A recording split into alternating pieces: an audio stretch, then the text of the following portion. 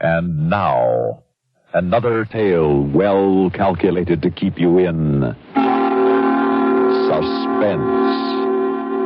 Within minutes, he was to die for murder. Yet 3 people knew of his innocence. In a moment, Act 1 of Night of the Storm, written for suspense by Peter Fernandez.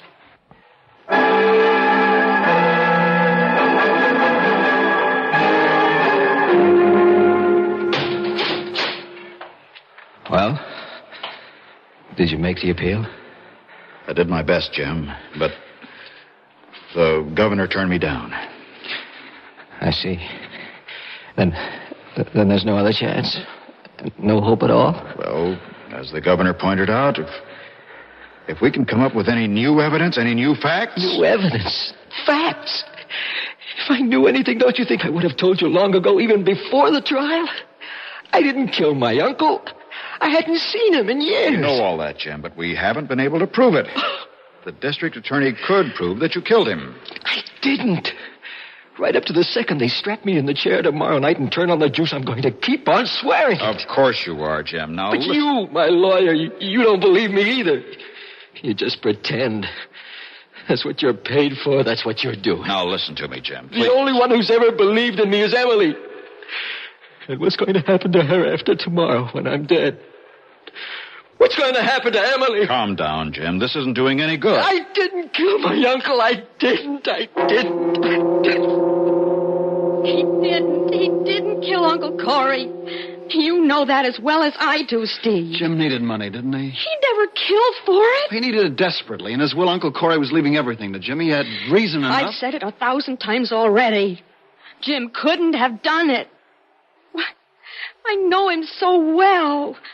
Why, if there was even a bug in the house, he'd take it outside and let it go rather than kill it. But look, Emily, sooner or later we've got to start facing the fact that there isn't a shred of evidence to prove that he wasn't the killer. Steve, do you mean you never believed him either? You, his own brother? Oh, come on, Em. I wanted to believe him, you know that. Did you? Did you really want to, Steve? Well, yeah, sure. What do you think? Why are you looking at me like that? You know, I just realized you could have been pretending all this time, couldn't you? Huh? Pretending that the last thing you want is to have Jim executed tomorrow night. Well, all along... Oh, come off it, will you? Steve, when and if Jim dies, you get that money, don't you? Gee, Em, I don't know. I hadn't thought about it. Oh, I'm sure you must know that will by heart. What does it say now? Everything is left to Jim, but in the event of Jim's death, then, Steve, you become the rightful heir. Isn't that the way the will reads, isn't it? Listen to me, Emily. $48,000. Why, you'll become a rich man if your brother dies. I just wanted to stop by and comfort you tonight. Had an idea you'd be pretty broken up, but I don't have to listen to that kind of talk. Not even from you. Good night.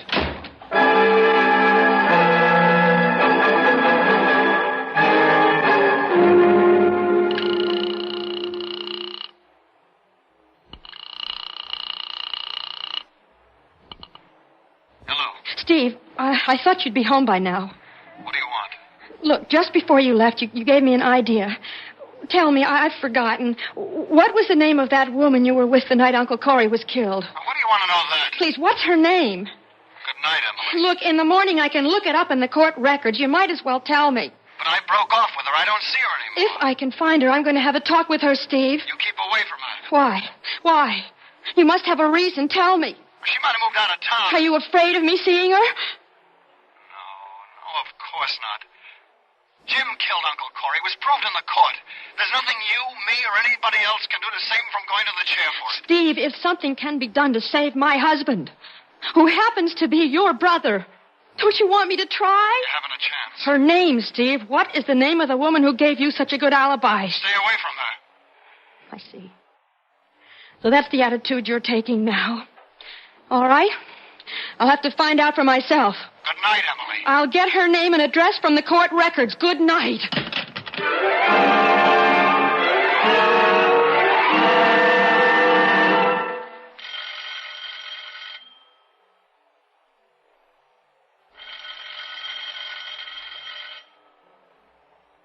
Yeah, who's there? I'd like to talk to you, Miss Mallard. Well, I ain't opening this door for nobody, so beat it. But I'm Jim Russell's wife. I've got to see you. His wife? Yes. You got anybody with you? No, I'm alone. Please. Just a minute. Thank you. Now, look, sister, I know all about your husband getting the chair tonight, and I'm real sorry, see, but there's nothing I can do for you. Look, I got the idea from Steve that maybe if I had a talk with you... You're trying to tell me that Steve sent you over here? Now, look, honey, don't hand me that, because I know better. What do you mean? Nothing. Nothing at all. Just go away and leave me alone. No, wait! Hey, don't shut the door! What do you think you're doing? You're keeping something from me. I know it. You and Steve, the two of you. What are you thinking, that I had something to do with killing that old guy? No. But I think you might have lied to the police about the night he was killed. And what if I did? It's too late now, and I ain't never going to change my story. You'd rather see an innocent man die? Now, listen, if I change my story now, if I change what I said in court, they'll send me up on a perjury rap. I ain't going to jail no matter what. And it's true, isn't it? Steve wasn't with you the night Uncle Corey was killed. Steve was the one who did it, not Jim. No, I ain't saying now beat it, will you? Please, you've got to change your story and tell the truth. You've got to save my husband. Look, I don't got to do nothing. Now get out of here.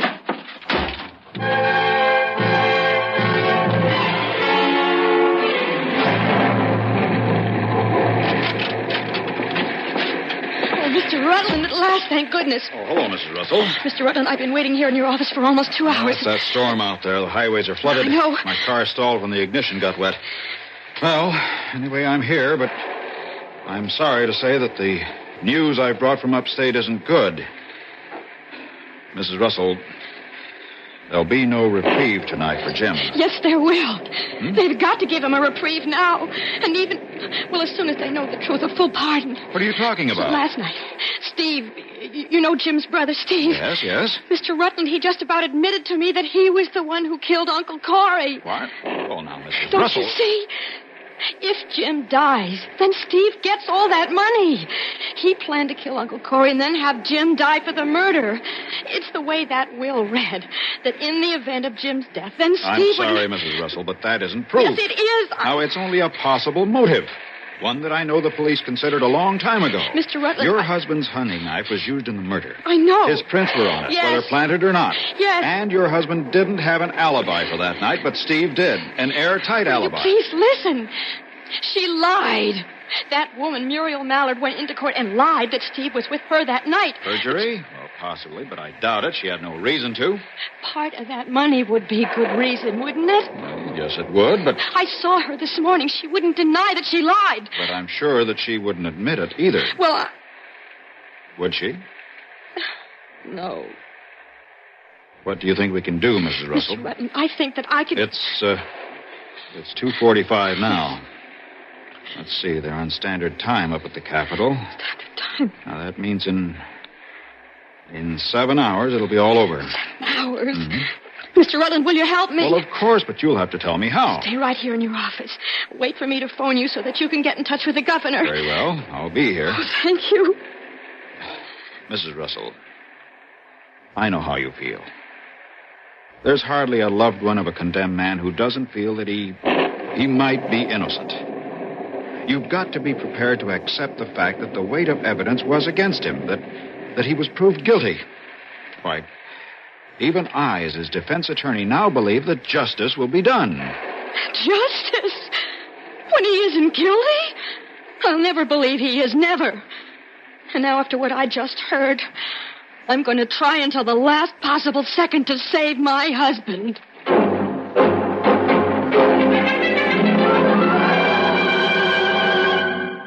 In just a moment, we will return for the concluding act of Suspense.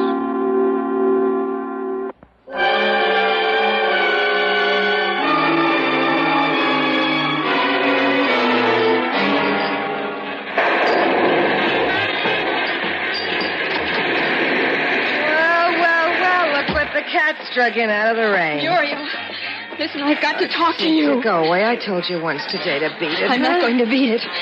It's taken me all afternoon to find you again, and I'm not going to leave. Until I know it's too late and my husband is dead. Well, you don't have long to wait, do you, huh? Well, that clock up there says 8. It's 8 here. But up in the... That's 1 hour. That's all. And then you're a free woman, right? Right. Hey, Mac! What do you want, Muriel? Give my friend here one of these. No, I'm I buying. don't. No, I don't another want one it. for me. Come on, No, honey. Muriel. Sit down. And take off that coat. You're sopping wet. Come on, take off the coat. All right, I will. It's going to be a long night. No, maybe not. It'll depend on you, Muriel. And if you'll help me. Help you? Listen, sister, in my league, nobody helps anybody. Here's your booze, girl. Oh, thank you, Mac, very much. Now, come on, honey, drink up, huh? You'll be surprised how fast the time's going to pass. Go ahead. Drink it. Right? Yes, all right. That's it. Well, cheers.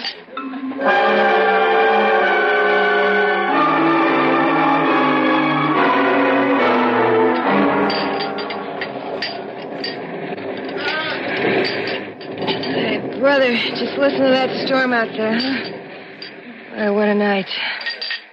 What a night to go to the chair. Muriel, look at that clock, will you? Over there. Oh, yeah. 9. Just not... Oh. Muriel, do you realize what is happening to my husband right this minute? Yeah. Oh, honey, I'm sorry. I'm real sorry. Sorry isn't going to bring him back. No, I know. Why didn't you tell the truth? You weren't with Steve that night. Why didn't you tell the truth? Oh, why should I have? But now, what difference does it make? Might as well tell you the truth now. See, Steve and me broke up a long time ago. I was with Fred Baines that night. Who? Yeah, Freddie Baines, you know, owns the auto parts company. I guess you don't know Freddie, no. But that's where I was. That's who I was really Why with. did you lie, Muriel? Listen, sister, all my life I never seen more than a couple $100 at one time. And now? Oh, boy, now that's all over. I'm going to see 10,000. Imagine 10 G's off for me. Hey, where are you going? Fred Baines. He's the one who can tell the police that you weren't with Steve that night. I can call my lawyer now and have him get a reprieve for Jim. Hey, honey, you might as well stay and have another drink. It's too late to do anything now. Your husband's dead. That's all over with. It's 9 o'clock here. But upstate, they're on standard time. Up there, he won't die for an hour. That little... ain't gonna do her no good. She can't prove nothing. Hi, Muriel. Thought I'd find you here. See? She's in there. I told her about me and Fred. I didn't know. Hang up that phone, Emily. No. I can get the proof now that Jim isn't the killer. And I can prove that you were the one, Steve. Guns in my pocket, aim right at your head, Emily. Hang up that phone. No, Steve. Hang it up. No. I'm following you all afternoon, just waiting to see if you make a move like this. Well, it didn't do you any good. You just kept your nose out of this. Well, I got my car parked right outside of the curb, so come on. No. What are you going to do? What do you think I'm going to do now you know about Muriel being with Fred? Won't this be a coincidence? You and Jim dying on the same night. Move, Emily, or I'll kill you right here.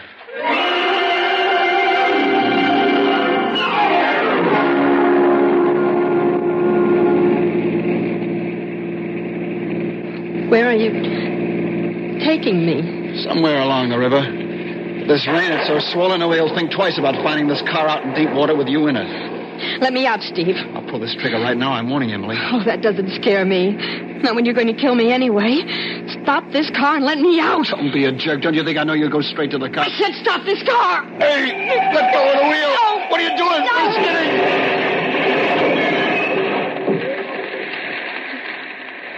Oh. Told you. Let me out. Now, get this door open. There. The gun. Where's that gun? Emily, come back here. Don't leave me pinned under the steering wheel like this. Emily! Emily! 25 to 9 up there. 25 minutes. Oh, a phone. The phone. I've got to get to a phone.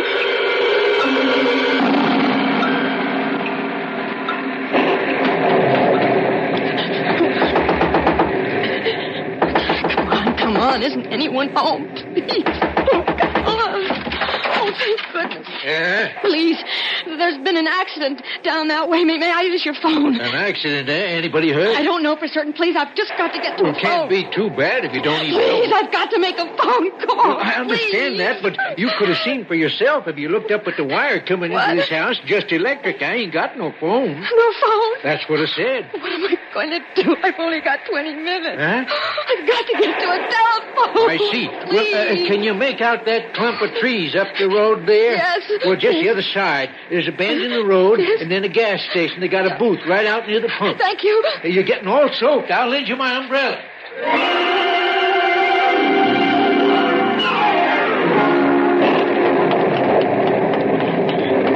Here it is. Oh, no. I got a dime. Oh, no, my purse is back in the car. Oh, please. Yes, ma'am? What can I do for A you? dime. I've got to have a dime. What would you like? Change for a quarter? No, I left my purse back in the car. Give me a dime. Please, will you give me a dime? Just like that, huh? Please, my husband is going to die in 10 minutes. Unless I make a phone call. Oh, take it please. easy, will you, ma'am? Please, just lend me a dime, then I'll pay you back later, please. Oh, sure, ma'am. Please, hurry. Coming right up, ma'am. Hurry, Coming right up. please. Here you are. One dime.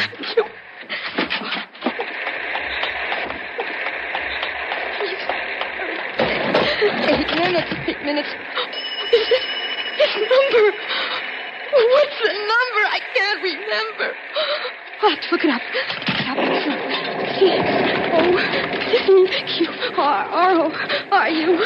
C-O-C-Q-R-R-O-R-U-G-R-U. Rutland attorney. Oh, here it is. B-U-8 5098. Oh, now. B-U-8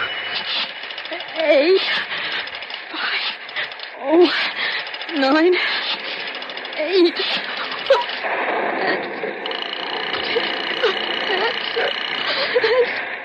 We said he'd be there. He said he'd wait. Please. Hello? Oh, Mr. Rutland, this is Emily Russell. They've got to stop the execution. Why, you know they can't stop it, Mrs. Russell, unless we've got definite proof that he's innocent. Mr. Rutland, we will be able to prove it. What? We will be able to prove that Muriel wasn't with Steve that night. We will. The facts, Mrs. Russell, We the facts. will. That's what they're waiting for. They'll grant a stay to investigate, but what can we give them to go on? Muriel was with a Fred Baines that night. When I found out Steve tried to kill me. Hurry, Mr. Rutland, hurry, please. What's the number of the phone you're talking about?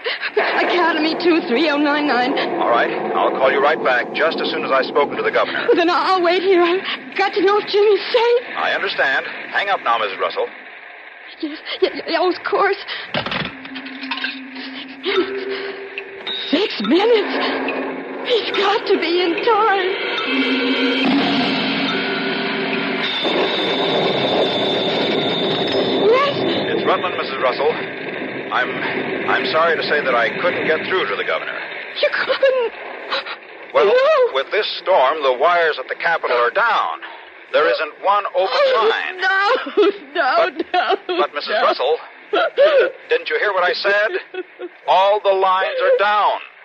I spoke to the power company, and the electric wires are down, too. Don't you see, Mrs. Russell, there's no power at all up there. Then Jim wasn't executed? No, he wasn't. Oh, thank God. Well, there's nothing more for you to worry about, Mrs. Russell. By the time the power is restored, the authorities will have the whole story, and they can start checking it out. And they'll find that Jim is innocent. Just as I always knew he was.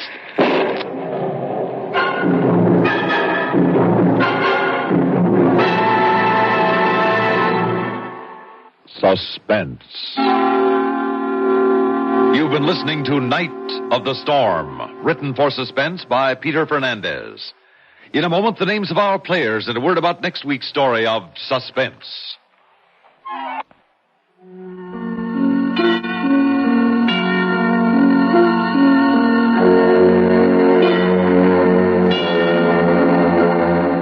Featured in tonight's story of suspense was Rosemary Rice as Emily.